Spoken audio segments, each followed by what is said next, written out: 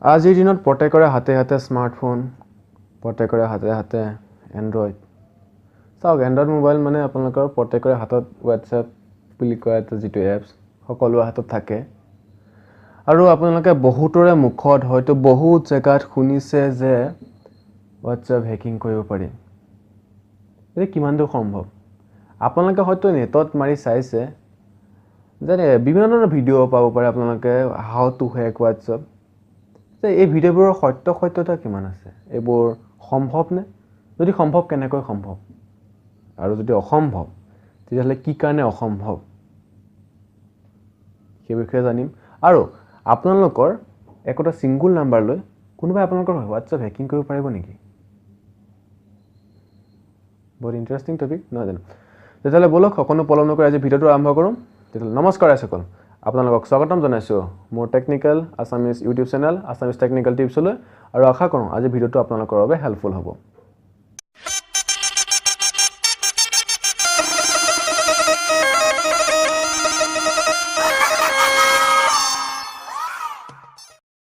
পোনপ্ৰথমতে আপোনালোক সকলোকে ৰঙালী বিহুৰ হিয়াৰ ভৰা ওলগ আৰু শুভেচ্ছা জ্ঞাপন কৰিছোঁ। আশা কৰোঁ ৰঙালী ৰঙে আপোনালোক সকলোকে কঢ়িয়াই আনিব আনন্দৰ জোৱাৰ, আৰু সকলোৰে ৰঙালী বিহুটোৰ সুখৰ হওক, আনন্দময় হওক, তাকে কামনা কৰিলোঁ। তেতিয়া বলক আজি ভিডিঅ'টোৰ মূল কথাখিনিলৈ আগবাঢ়োঁ। চাওক, আজিকালি টেকন'লজিৰ যুগত এটিৰ লগত জড়িত এনেকুৱা এটা বিষয়, এনেকুৱা দিশ নাই যিটো সম্পূৰ্ণৰূপে হেকিঙৰ পৰা সুৰক্ষিত। লাগিলে এইটো আপোনালোকে যিয়ে কওক, হোৱাটছএপেই কওক, ফেচবুকেই কওক, টুইটাৰ, ইনষ্টাগ্ৰাম, যিয়ে নকওক, লাগিলে এইটো আপোনালোকে ইউজ কৰা জিমেইলেই নকওক কিয়, সম্পূৰ্ণৰূপে ই সুৰক্ষিত নহয়। চাওক, ইয়াক হেকিং কৰাটো পচিবল হয়। চাওক, প্ৰথমতে মই আপোনালোকক এটা কথা কওঁ যে আপোনালোকৰ এটা নম্বৰ লৈ আপোনালোকৰ হোৱাটছএপটো হেকিং কৰিব পাৰে নেকি?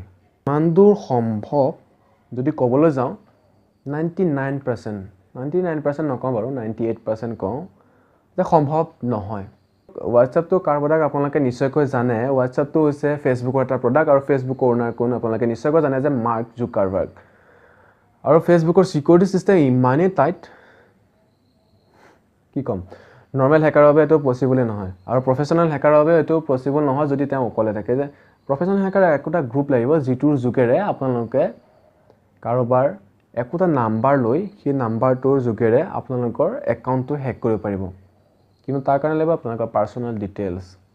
কিন্তু এইবিলাক এটা বহুত দীঘলীয়া প্ৰচেছ, আৰু ইমান সহজতে আপোনালোকৰ হেক কৰিব নোৱাৰে। নিশ্চিন্ত থাকক, আপোনালোকৰ পাৰ্চনেল ডিটেইলছ উলিয়াব লাগিব, এনেকুৱা কিবা বহুত উলিয়াব লাগিব। মুঠতে আপোনালোকে এটাই কথা জানি থওক যে আপোনালোকৰ হোৱাটছএপটো ইমান সহজতে হেক কৰাটো পচিবল নহয়। যদি আপোনালোকক কোনোবা নিজৰ আত্মীয় যদি আপোনালোকক বিশ্বাসঘাতক নকৰে, তেতিয়াহে। আপোনালোকে ইণ্টাৰনেটৰ যুগত আপোনালোকে নেটত বিভিন্ন ধৰণৰ ভিডিঅ' পাই যাব যে হাউ টু হেক হোৱাটছএপ। তেতিয়া বিভিন্ন ধৰণৰ ভিডিঅ' আহিব, বিভিন্ন ধৰণৰ পদ্ধতি আপোনালোকৰ আগত শ্ব' কৰিব যে তেনেকৈ ধৰক use spyware apps, use to QR code, এনেকুৱা বহুত ধৰণৰ হেৰি আহিব। তাত এইবোৰৰ যোগেদি হোৱাটছএপ হেকিং কৰিব পাৰি। চাওক, এইবোৰ আচলতে কিছুমান সঁচাও থাকে, কিছুমান মিছাও থাকে। চাওক, প্ৰথমতে মই আপোনালোকক ক'বলৈ ওলাইছোঁ স্পাইৱেৰ এপছ। মানে স্পাইৱেৰ এপছৰ যোগেৰে আপোনালোকে হোৱাটছএপ কিদৰে হেকিং কৰিব। চাওক, তাৰ বাবে আপোনালোকে এটা কাম কৰিব লাগিব। যিজনৰ হোৱাটছএপ একাউণ্টটো হেক কৰিব বিচাৰিছে তেওঁ মোবাইলত একোটা এপছ ইনষ্টল কৰিব লাগিব, আৰু এটা এপছ ইনষ্টল কৰিব লাগিব আপোনাৰ মোবাইলত, নতুবা আপোনাৰ PC বা লেপটপ যি আছে তাত ইনষ্টল কৰিব লাগিব। আৰু তাৰ পিছত আপোনালোকে সেই মানুহজনৰ হোৱাটছএপটো আপুনি মনিটৰ কৰি পেলাই আপোনাৰ মোবাইল বা PCত চলাব পাৰিব। চাওক, তাৰ কাৰণে আপুনি যিজনৰ মোবাইলত সেইটো এপছ ইনষ্টল কৰি দিব, তাৰ কাৰণে তাত পাৰ্মিশ্যন কিছুমান দিব লাগিব। চাওক, এইটো ইমান মানে সুবিধাজনক নহয়, কাৰণ যদি আপুনি সেই পাৰ্মিশ্যনবোৰ দিয়ে তেতিয়াহ'লে সেই মানুহজনৰ সকলো ডিটেইলছ সেই এপছটোলৈ গুচি যাব, আৰু সেই এপছটো ল'ব পাৰে। মানে যদি ল'ব পাৰে তেতিয়াহ'লে কি হ'ব, ডাটাখিনিতো নিশ্চয়কৈ ল'বই, আৰু লৈ পেলাই যদি কাৰোবাক বিক্ৰী কৰি দিয়ে তেতিয়াহ'লে কি হ'ব? যদি মানুহজন প্ৰতিষ্ঠিত ব্যক্তি হয় তেতিয়াহ'লে তেওঁ কিমান অসুবিধা হ'ব ভাবি চাওক। চাওক, এনেকুৱা পৰাপক্ষত নকৰিব, কাৰণ এনেকুৱা কৰাটো বহুতেই বেয়া। আৰু যদি আপোনালোকৰ কোনোবা আপোনালোকৰ নিজৰে সম্বন্ধীয় কোনোবা মানুহৰ ক্ষেত্ৰত আপোনালোকে কৰিলে, যে আপোনালোকে বেলেগ উদ্দেশ্যেৰে কিবা কাৰণে কৰিব পাৰে, কিন্তু এইটো আপোনালোকৰ বাবে বহুত ভয়ংকৰ হ'ব পাৰে। গতিকে ইয়াৰ পৰা সাৱধান থাকিব এনেকুৱা ধৰণৰ বিভিন্ন এপছ আপোনালোকে প্লে ষ্টৰত পাই যাব পাৰে বা বিভিন্ন ধৰণৰ ৱেবছাইটতো পাই যাব পাৰে তাৰপিছত আপোনালোকৰ বিভিন্ন ধৰণৰ এপছ আছে মই এপছবিলাকৰ আপোনালোকক ডিটেইলছ এই বিষয়ে নকওঁ কাৰণ মই আপোনালোকক কিছুমান মই ইয়াৰ পৰা বাছি থকা উপায় কিছুমানহে কম কাৰণ কিদৰে কৰে মই এইটো লাইনৰ ওপৰত মই আপোনালোকক ইমান ক'বলৈ নাযাওঁ চাওক তাৰপিছতে আহে QR code use QR code যে QR কোড ইউজ কৰি পেলাই আমি হোৱাটছআপ হেকিং কৰোঁ চাওক এইটো হোৱাটছআপে দিয়া এটা ফিচাৰ্ছ হয় আৰু এইটোক আমি হেকিং বুলি ক'ব নোৱাৰোঁ চাওক বহুতে কিছুমান বেয়া ব্যৱহাৰ কৰে এইটো হেকিং বুলি ক'ব পাৰে কিন্তু হোৱাটছআপে এইটো এটা ফিচাৰ্ছ দিছে যিটো কাৰণে আপুনি আপোনাৰ মোবাইলৰ স্ক্ৰীনত যিখন হোৱাটছআপ ওলাই থাকে সেইখন আপোনালোকে PC বা লেপটপত এইটো ইউজ কৰিব পাৰে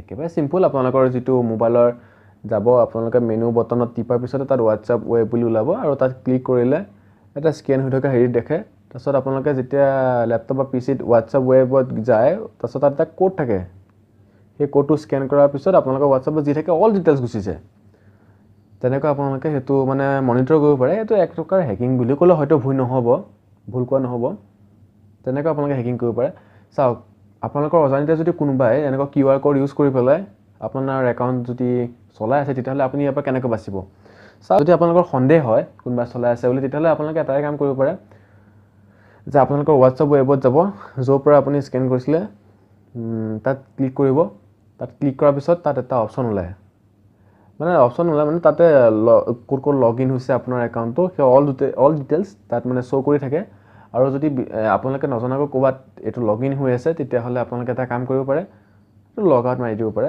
ক্লিক কৰাৰ পিছত তাত লগ আউটৰ অপশ্যন ওলাব আপোনালোকে লগ আউট কৰি দিব পাৰে তেতিয়াহ'লে যোনে চলাই থাকে সেইটো তাৰ পৰা লগ আউট হৈ যাব আৰু আপোনালোকৰ টেনশ্যন নাথাকে চাওক হোৱাটছআপৰ পৰা আপোনাৰ হোৱাটছআপ হেকিঙৰ পৰা বাচিব পৰা আৰু কিছুমান উপায় আছে যেনেকৈ ধৰক আপোনালোকে টু ভেৰিফিকেশ্যন কোড ইউজ কৰিব পাৰে চাওক টু ভেৰিফিকেশ্যন কোডটো হৈছে সেইটো মই আপোনালোকক মোবাইল স্ক্ৰীণত লৈ গৈ পেলাই দেখাম বাৰু কি চাওক মই আপোনালোকক মোবাইল স্ক্ৰীণৰ ভিতৰলৈ লৈ আহিছোঁ আৰু আপোনালোকক দেখাম যে QR কোডটো আপোনালোকৰ ক'ৰবাত যদি লগইন হৈ থাকে তেতিয়াহ'লে আপোনালোকে সেই লগইনটো কেনেকৈ লগ আউট কৰিব তাৰ পৰা বাচি থাকিব প্লাছ আপোনালোকৰ যিটো কৈছিলোঁ মই টু ভেৰিফিকেশ্যন কোড যিটো আপোনালোকে হেৰি কৰিব পাৰে সেইটো ওপৰতো জনাম তেতিয়াহ'লে মই আপোনালোকক দেখাব বিচাৰিছোঁ প্ৰথমতে আপোনালোকে যাব লাগিব আপোনালোকৰ হোৱাটছএপত গৈ লৈ পেলাই আপোনালোকে ওপৰত দেখিছে এইটো 3 ডট থকা এইটো চিম্বলটো আছে আপোনালোকে তাত ক্লিক কৰিব তাত ক্লিক কৰাৰ পিছতে আপোনালোকে দেখিব এইটো দেখিছে সম্ভৱ হোৱাটছএপ ৱেব বুলি আছে আপোনালোকে সেইটো ক্লিক কৰিব পাৰে ক্লিক কৰাৰ পিছতে আপোনালোকে ওলাই যাব আপোনালোকৰ যিটো হোৱাটছএপ একাউণ্ট সেইটো QR কোড দি ক'ত লগইন হৈ আছে ইয়াত মই আপোনালোকক দেখাইছে last active today at 12:44 PM আৰু last active today at 12:58 PM windows 8.1 এইটো মোৰ লেপটপৰ এইটো মোৰ চাইন ইন কৰা আছিলে মানে কি কয় QR কোড দি মই হেৰি কৰিছিলোঁ এইটো ইয়াত দেখা থাকে যদি আপুনি বিচাৰে যে ইয়াৰ পৰা লগ আউট কৰিব বিচাৰে তেতিয়াহ'লে আপোনালোকে লগ আউট ফ্ৰম আদাৰ অল ডিভাইচেছ বুলি তাত এই অপশ্যনটো ক্লিক কৰিব পাৰিব ইয়াৰ পৰা সম্পূৰ্ণৰূপে লগ আউট হৈ যাব তাৰপিছত আপোনালোকৰ এনেকৈ লগ আউটৰ কাৰণে এইখন লগ আউটত ক্লিক কৰাৰ পিছত এইটো লগ আউটত আকৌ ক্লিক কৰি দিব তাৰপিছত আপোনালোকৰ সম্পূৰ্ণৰূপে লগ আউট হৈ যাব যিবোৰ ডিভাইচত আপোনালোকৰ লগ ইন হৈ আছিল তাৰপিছতে আপোনালোকৰ এটা হয় যে টু ভেৰিফিকেশ্যন কোড আপোনাৰ কি হ'ব সেই একে জেগাতে যাব 3 ডট থকা মেনু অপশ্যনটোত তাৰপিছত যাব আপোনালোকৰ ছেটিংছত যোৱাৰ পিছতে আপোনালোকে যাব একাউণ্টত যোৱাৰ পিছতে আপোনালোকে দেখিব 2 ষ্টেপ ভেৰিফিকেশ্যন বুলি আহিব আপোনালোকে তাত ক্লিক কৰিব ক্লিক কৰাৰ পিছতে আপোনালোকৰ ইয়াত এটা এনেকুৱা এটা হেৰি দেখাব স্ক্ৰীন এখন ওলাব আপোনালোকৰ বেছিভাগৰে ডিসেবল হৈ থাকে আৰু সেইটো আপোনালোকে এনেবল কৰি ল'ব চাওক মই এইটো ডিসেবল কৰি লৈছোঁ এনেবল কৰিব লগা হ'লে আপোনালোকৰ এনেকৈ ওলাব তলত এইটো ওলাইছে আপোনালোকে দেখিছে এইটো ইয়াত আপোনালোকে ক্লিক কৰাৰ পিছত আপোনালোকে যিকোনো নাম্বাৰ দি দিব পাৰে ইয়াত মই কিবা এটা দিছোঁ আৰু আকৌ এটা দি দিছোঁ আৰু কনফাৰ্মটো দিলে তাৰপিছত ইমেইলটো দিলে আপোনালোকৰ যিটো ইমেইল দিব খুজিছিলে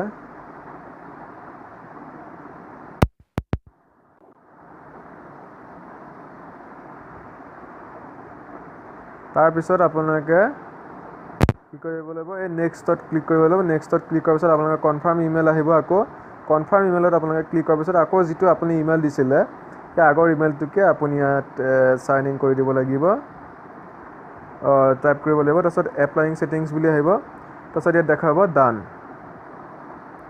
তাৰপিছত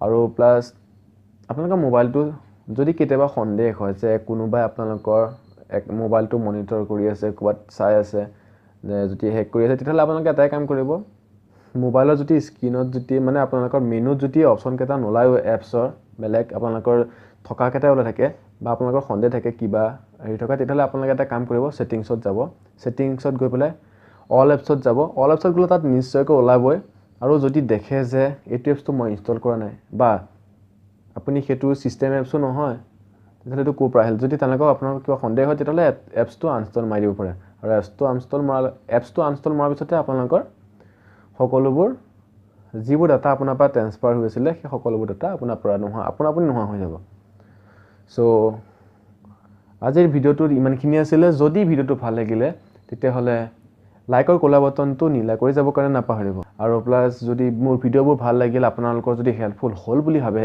তেতিয়াহ'লে চেনেলটো সাবস্ক্ৰাইব কৰি যাব এনেকুৱা ধৰণৰ নতুন ভিডিও পাই যাব কাৰণে আৰু আপোনালোকে মোৰ চেনেলটো চাব আৰু যদি ভিডিওবোৰ ভাল লাগে তেতিয়াহ'লে নিশ্চয়কৈ প্লিজ সাবস্ক্ৰাইব কৰিব আৰু লাইকটো নিশ্চয়কৈ কৰিব কাৰণ আপোনালোকৰ এটা লাইকে মোক এনেকুৱা ধৰণৰ নতুন ভিডিও বনাবলৈ বহুত অনুপ্ৰাণিত কৰে তেতিয়াহ'লে নমস্কাৰ আইসকল আজিলৈ মাগিছো বিদায় ধন্যবাদ